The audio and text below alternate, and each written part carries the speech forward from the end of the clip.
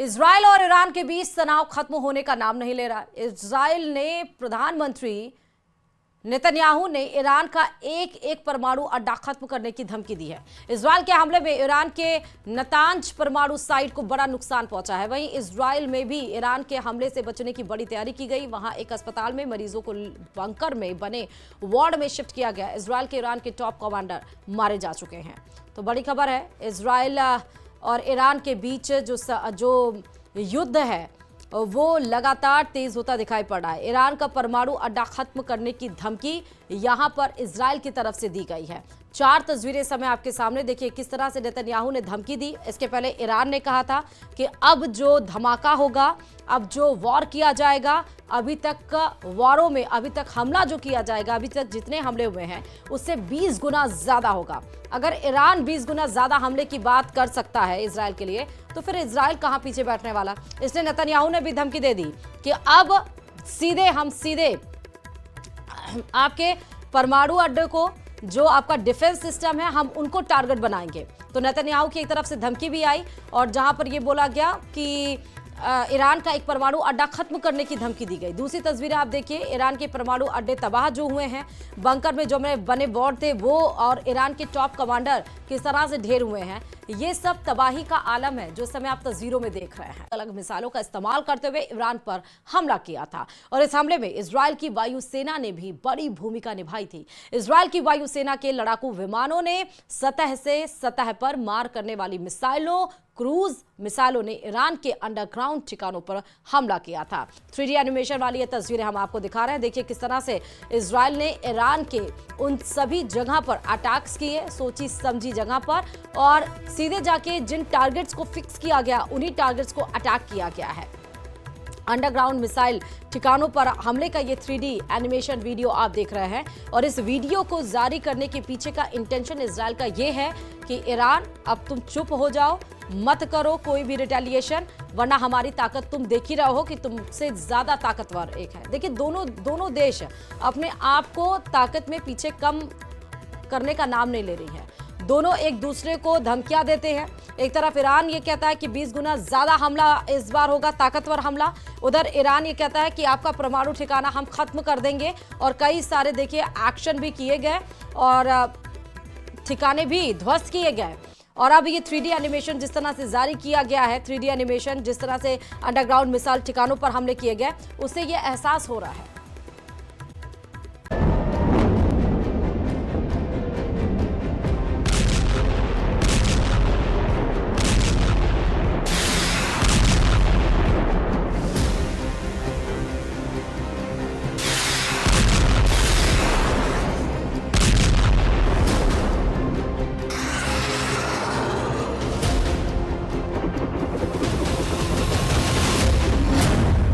दिन का युद्ध, 4 एटमी अड्डे खल्लास।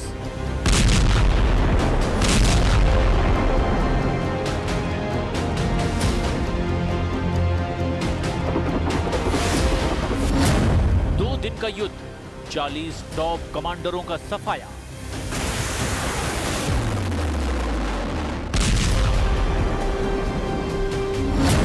युद्ध का तीसरा दिन, ईरान में बारूदी कयामत।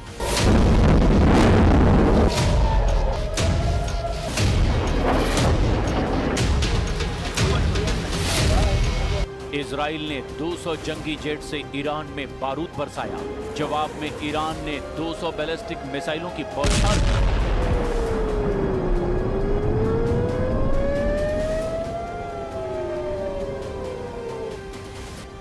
ईरान की राजधानी तेहरान जल रही है। ऑपरेशन राइजिंग लॉयन का सेकेंड राउंड ज्यादा विनाशकारी है।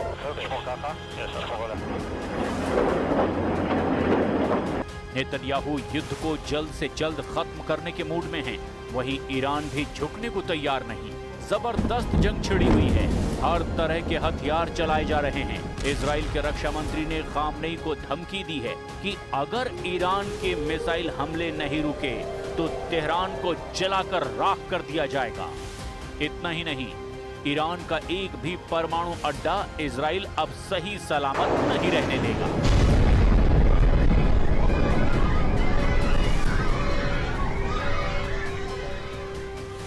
ईरान के मिसाइल हमले के जवाब में इजराइल ने जैसा पलटवार किया है वो बेहद खौफनाक है। इजराइल ने ईरान की राजधानी Tehran, nuclear power centre Natanz, missile launch centre Tabriz और काउंटर स्ट्राइक सेंटर शिराज समेत कई शहरों को बारूद से पाट दिया है।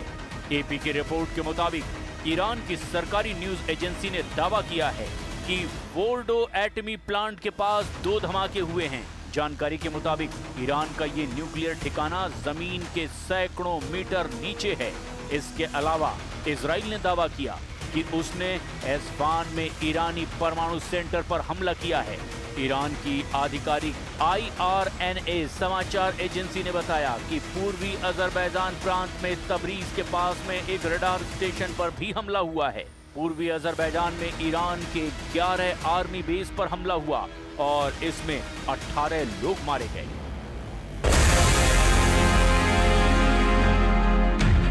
इजराइल के हमले में शनिवार की दोपहर तक 78 लोगों के मारे जाने की जानकारी सामने आई, जिसमें ज्यादातर ईरान की सेना के टॉप कमांडर शामिल हैं। कई न्यूक्लियर वैज्ञानिकों को भी इजराइल ने मार डाला है। इजराइल 200 फाइटर जेट से ईरान को बारूदी धमाके से दहला रहा है। इजराइल की सेना के प्रवक्ता ने बताया कि उन्होंने ईरान के नतांज परमाणु प्रोग्राम को तबाह कर डाला है। नतांज को नेस्त नाबूद करने के बाद इजराइल काफी हद तक ऑपरेशन में सफल माना जा रहा है। אתר העשרת האורניום הגדול ביותר באיראן, בטווח 1,500 קילומטרים ממדינת ישראל. מתקן זה שימש את משמרות המהפכה לקידום הפרויקט האיראני להשגת נשק גרעיני. כפי שניתן לראות, האתר ממוקם במרחב נתנז. באתר מרחב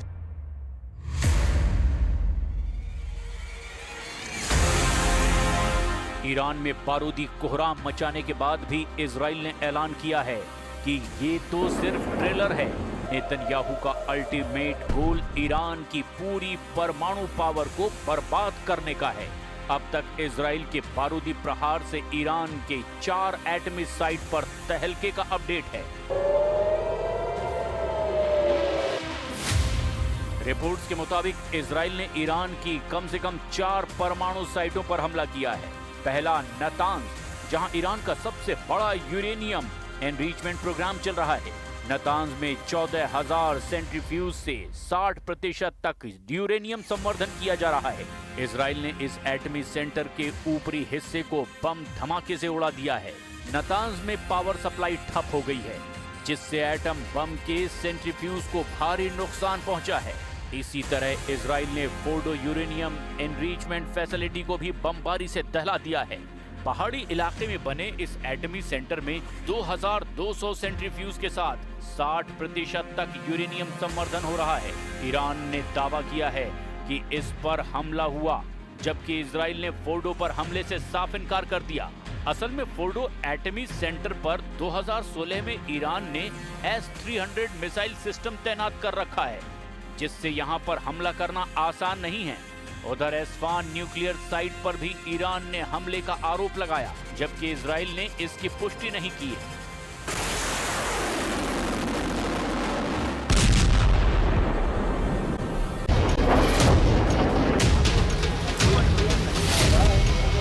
हालांकि इजराइल जल्द ही ईरान की सभी एटमी साइटों पर हमले की धमकी दे रहा है। יכולות וגם כוונות, כפי שראינו כבר.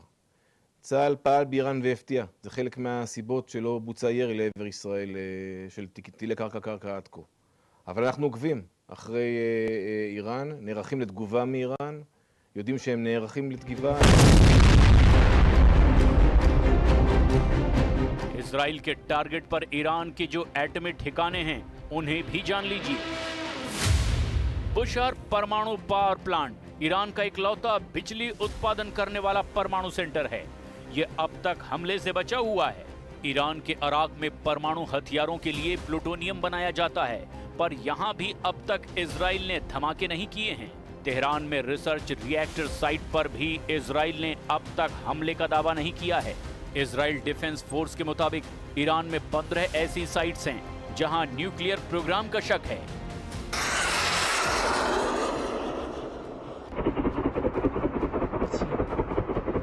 ये सब के सब नेतन्याहू के टारगेट पर हैं। इस बार नेतन्याहू किसी भी तरह रहम करने को तैयार नहीं हैं। प्रेसिडेंट ट्रंप ने भी खामनेई को यही मैसेज भेजा था कि ज्यादा देर करना ईरान के लिए घातक साबित हो सकता है। ट्रंप ने खुली चेतावनी दे दी है कि ईरान अगर परमाणु डील में देरी करेगा तो बमबारी होगी। ट्रंप ने इजराइल के हमले के बाद 60 दिन की डेडलाइन याद दिलाते हुए खामनेई को फिर से डील पर मुहर लगाने का प्रेशर बनाया है। ट्रंप ने ये भी क्लियर कर दिया कि उन्हें इजराइल के हमले की तारीख और तरीका सब पहले ही पता था। ईरान एटमी डील को सीरियसली ले, इसीलिए उन्होंने नेतन्याहू को फ्री हैंड दे रखा है। उधर नेतन्याहू ने ईरान के लोगों से अपील की है कि ये युद्ध ईरान के लोगों के खिलाफ नहीं है। नेतन्याहू ने ईरान के लोगों से कहा है कि वो खामनेई की तानाशाही हुकूमत को उखाड़ फेंके। नेतन्याहू ने इजराइल की दोस्ती का इतिहास भी याद दिलाने का दांव चल दिया है। And the nation of Israel have been true friends since the days of Cyrus the Great. And the time has come for you to unite around your flag and your historic legacy by standing up for your freedom from an evil and oppressive regime.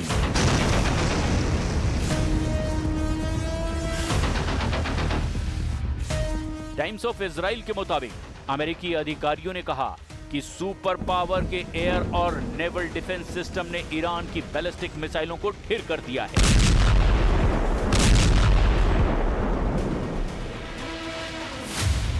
खाड़ी में America की patriot missile system और terminal high altitude air defence system तैनात है।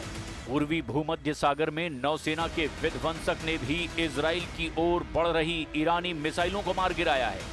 Iran के हमलों के जवाब में यूएस नेवी की बैटलशिप एक्शन मोड में दिखाई दे रही है। इसके साथ ही यूएस एयरफोर्स के जंगी जेट पूरे इलाके की गश्त कर रहे हैं। मौजूदा वक्त में खाड़ी देशों में अमेरिका के 40,000 से ज्यादा सैनिकों की तैनाती है।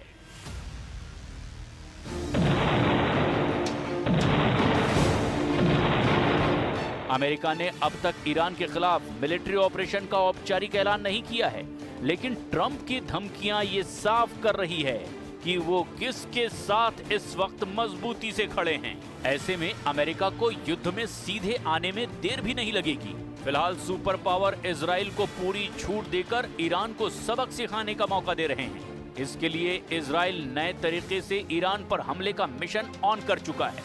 जंगी जेटों के बाद ईरान पर इजराइल की डॉल्फिन क्लास सबमरीन का तूफानी हमला हो सकता है। इजराइल की डॉल्फिन क्लास पनडुब्बियां साइज में जितनी बड़ी हैं, उतना ही साइलेंट अटैक करती हैं। डॉल्फिन क्लास सबमरीन का साइलेंसिंग सिस्टम और स्टेल्थ डिजाइन इन्हें सबसे घातक बनाता है। ये पनडुब्बी कई ऐसे हाईटेक सिस्टम से लैस है जो किसी भी दुश्मन की जागती आंखों को भी चकमा दे सकते हैं। AIP तकनीक यानी एयर इंडिपेंडेंट प्रोपल्शन से पनडुब्बियां सतह पर आए बिना ही कई दिन तक पानी के नीचे रहकर हमला कर सकती हैं। इजराइल डॉल्फिन क्लास पनडुब्बी से ईरान के खिलाफ गुप्त ऑपरेशन शुरू करने का सिग्नल दे चुका है। इजराइल जैसी तैयारी कर रहा है, ईरान भी उतने ही सधे प्लान बना रहा है। सुप्रीम लीडर अली खामनेई ने ईरान के सैन्य बल को ऑर्डर दिया है कि ये युद्ध ईरान जैसा चाहेगा उसी तरह खत्म करेगा। خطای بزرگی کرد، غلطی کرد و عواقب او رو بیچاره خواهد کرد به توفیق علم. ईरान को इजराइल से युद्ध जीतना है तो उसे अमेरिका से निपटना होगा। सुपर पावर के मिलिट्री बेस जब तक एक्टिव हैं, ईरान ये युद्ध जीत नहीं सकता। मुमकिन है खामनेई ने ट्रंप को झटका देने का वॉर प्लान भी बना रखा है। ईरान के रेवोल्यूशनरी गार्ड अमेरिका के जिन बेस को निशाना बना सकते हैं, उन्हें भी जरा देख लीजिए। अल उदीद एयरबेस, कतर।